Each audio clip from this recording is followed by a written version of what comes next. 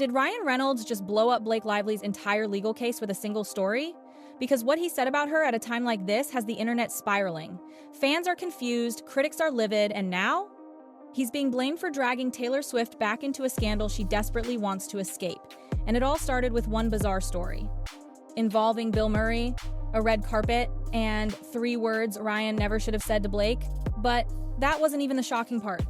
Because behind the viral headlines is a lawsuit that's been brewing for nearly a year, one that's cost Blake friendships, dragged in Taylor Swift, and now might be costing Ryan Reynolds more than he ever imagined. Let's break it all down.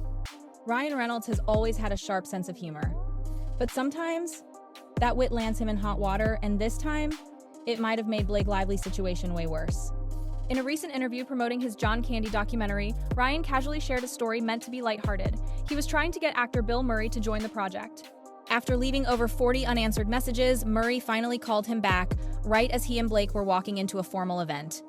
And what did Ryan say when Blake whispered, "We have to go in"?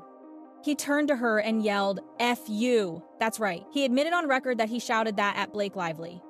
At a black tie event, in front of God knows who. And worse, he told the story like it was funny, but Twitter didn't think so. Within hours, headlines exploded. Ryan screams "F you" at Blake in public. Why did he think this was okay? The comments were relentless.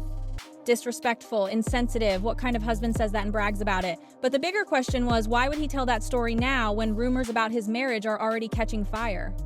And here's where it gets even messier. Before Ryan ever told that story, fans were already suspicious. Why? Because Ryan Reynolds had been quietly scrubbing his Instagram of photos with Blake. For years, their playful posts were couple goals. But then vanished. Whole chunks of their shared timeline were just gone. So when Ryan dropped the FU story, people didn't laugh, they saw it as a red flag. Was this his way of confirming there's tension? Was it damage control? Or was it, like some fans believe, a deliberate attempt to shut down divorce rumors by using one very specific word, wife? In the story, he didn't say Blake, he said my wife. That wasn't lost on anyone. Fans caught it immediately. Wait, did he just call her wife? Are they still together? But if Ryan was trying to fix things with that line, the timing couldn't have been worse because Blake's legal war with Justin Baldoni had just reignited, and now Taylor Swift's name was back in the headlines too. Let's rewind for a second because this isn't just Hollywood gossip. It's an actual real-world lawsuit that's been dragging everyone through the mud for nearly a year. It all started with It Ends With Us, the film adaptation of Colleen Hoover's novel. Justin Baldoni was producing and directing. Blake Lively was cast in the lead role. At first, it was a dream team, but things unraveled fast. Justin accused Blake of overstepping, pushing her creative vision beyond what was agreed upon. Behind closed doors, he claimed she was trying to control the edit, rewrite scenes, and override decisions he'd already made. When he filed his complaint, it painted Blake as someone who used her fame and her famous friends to bulldoze her way through the project. The lawsuit exploded in the press, and even worse, it allegedly destroyed her friendship with someone very powerful, Taylor Swift. But just when fans thought it couldn't get messier, Justin's legal team did something no one expected. They came after Taylor directly. In May 2025, Justin's team subpoenaed Taylor Swift. Let that sink in. One of the most powerful women in entertainment dragged into a legal war she swore she had nothing to do with. Her team immediately responded. She never set foot on set. She didn't cast anyone. She didn't score the film. She allowed one song, My Tears Ricochet, and that's it. They called the subpoena a publicity stunt. A desperate move to generate tabloid clickbait. And honestly, they might have been right. But texts between Blake and Justin suggested something different. According to his complaint, Taylor had been present during key creative meetings. Even Ryan Reynolds was allegedly there, adding what Justin described as celebrity pressure.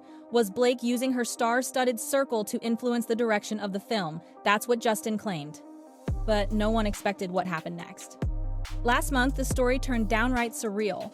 A man was arrested outside Travis Kelce's gated community. Why? Because he allegedly jumped the fence trying to serve Taylor Swift with deposition papers.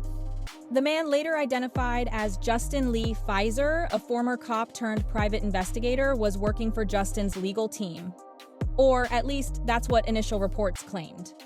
He was caught, detained, and charged with trespassing, and the story blew up. Swift almost served at Kelce's mansion. PI arrested trying to subpoena Taylor. Lawsuit turns into circus. Justin's team claimed they had no involvement in the man's tactics. Taylor's team denied she ever agreed to questioning, and once again, Blake's name was back in the mud, but this time so was Ryan's. Meanwhile, Blake was trying to look unbothered. She posted a nostalgic throwback to Gossip Girl, which she usually avoids. She posted a photo of her at Universal Studios. She spoke at a beauty industry event about her hair care line, acting as if nothing was wrong, but fans weren't buying it. Comments on her Instagram, limited. Captions, carefully worded.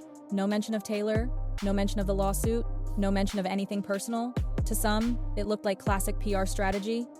To others, it looked like guilt. And while she posted smiles and nostalgia online, behind the scenes, everything was unraveling, especially her friendship with Taylor. They used to be inseparable, Blake and Taylor. Birthday parties, vacations, Instagram love letters. But lately, crickets. No likes, no comments, no joint appearances, and fans noticed. One Swiftie wrote, "Taylor's erased Blake the way she erased Carly Kloss." Another added, "If you think Taylor's going to let someone drag her into a lawsuit and stay friends, you don't know Taylor. Whether it was the subpoena, the film, or the pressure allegations, something broke between them." And now? They're not talking. The trial date is now set, March 2026. That's when this legal storm will hit its peak, and the stakes couldn't be higher. Blake's reputation, Justin's career, Ryan's credibility, Taylor's peace. And the worst part? No one wants to settle. Each side believes they're right. Each side is holding receipts. And in the middle of it all, one story about Bill Murray that may have told us more about Blake and Ryan's relationship than anyone realized.